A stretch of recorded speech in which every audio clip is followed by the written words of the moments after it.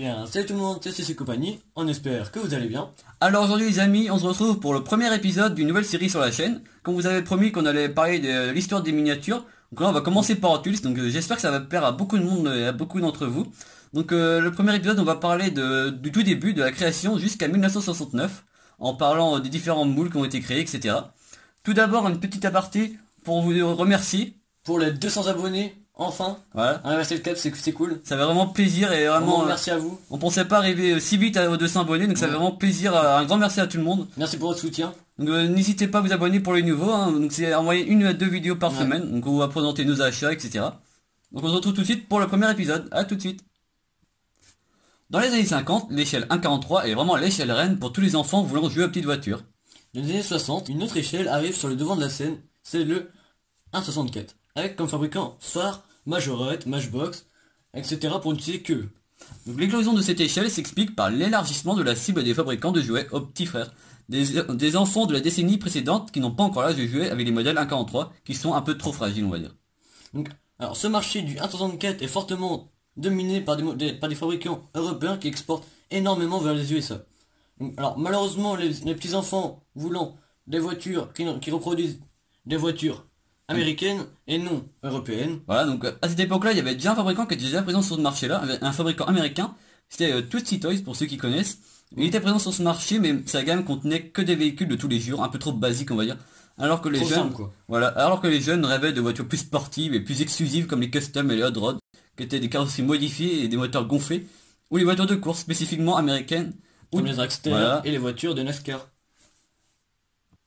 Tout commence lorsque Elliot Handler, Le président fondateur de Mattel va alors répondre à cette attente en lançant une marque de miniature spécifique appelée Hot Wheels, voilà, pour ceux qui connaissent, c'est maintenant assez connu. un jeu de mots élaboré sur le terme de hot rod et un rappel de la caractéristique principale de ces nouvelles miniatures, leur roue que des essieux très fins permettent de faire tourner avec beaucoup moins de frottement que leurs concurrents, ce qui permet D'rouler beaucoup plus vite par rapport à même l'Esney et tout ça qui étaient des roues déjà en gomme à l'époque, mais ça allait beaucoup moins vite pour les enfants, donc ça leur plaisait beaucoup moins.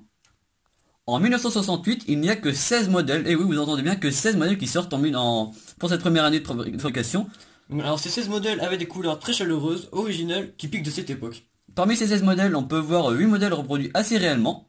Alors on peut y retrouver la Camaro et le Mustang qui sont des mots presque semblables à ceux d'aujourd'hui. C'est vrai, ils sont vraiment très semblables à aujourd'hui.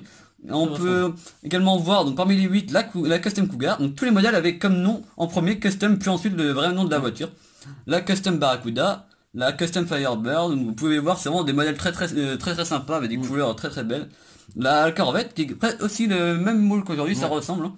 Et la Custom T-Bird, ainsi que le Custom Eldorado. Donc, alors sur ces 8 modèles, le toit de ces modèles peut être peint en noir pour figurer un toit comme en vinyle en fait. Voilà, c'était vraiment très sympa. Pour qu'il ressemble fortement. Donc 3 de ces modèles sont fortement modifiés. On peut y retrouver le Custom Freeside, le Hot Hip et la coccinelle, le Custom Volkswagen. Donc 4 sont des voitures de rêve dessinées par des célèbres dessinateurs du mouvement custom comme Ed Big Daddy, Roth and Bill Cussenberry. Voilà, donc ça ce sont des dessinateurs qui étaient très célèbres à cette époque-là, donc ils faisaient des voitures aussi réelles. Ouais. Donc ils ont fait la Silhouette, la Deora, le Cheetah et Beatnik Bandy. Enfin, la dernière est une voiture de course, la Ford G-Car. Voilà, donc ça c'était la première voiture de course à sortir de chez Hot Wheels. Alors, on continue. Donc, alors, en 1968, toutes les miniatures sont fabriquées en Californie ou encore à Hong Kong avec de drôles de différences. Et oui, on peut remarquer la taille des volants qui était plus petit pour les modèles fabriqués aux États-Unis et plus grand pour ceux fabriqués à Hong Kong, pour les mêmes modèles, hein, Pour les mêmes modèles. On peut également voir la présence ou non d'un tableau de bord. Vraiment très drôle. Alors ensuite, elles ont toutes les fameuses roues à pneus de bande rouge qui leur feront le surnom ensuite de Redline. Voilà, très connu forcément. Elles sont disponibles dans de nombreux coloris, basés sur une peinture vraiment spécifique qui s'appelle Spectaflamme. Donc, en parallèle, tu licences de grandes choses. Ouais, comme les fameux circuits orange qui existent toujours aujourd'hui. Ou encore les mallettes, etc. quoi. Les boîtes sont composées d'une miniature dans un emballage comportant un bouton de collection en forme de roue et avec un dessin de la miniature et son nom sur la jante. En parallèle également, Matchbox va créer les interfaces pour contrer le Autulis, donc changement des roues, changement de couleur Voilà, également, pour du gros pneu, tout ça. pour attirer les enfants, vraiment pour aller concurrencer Autulis qui prend vraiment une grande part de marché. Un an plus tard, en 1969, la marque devient de plus en plus célèbre et rajoute 24 modèles à son catalogue. Elle se compose donc de 6 séries, 4 modèles dans chacune des séries. La première est comportée que de Ford classiques traités en mode hot rod. La seconde, des modèles de course à roues couvertes de type Can-Am. Ensuite, ils ont également créé une série de voitures exclusivement fantaisistes, donc entièrement imaginées par les dessinateurs de Hot Wheels.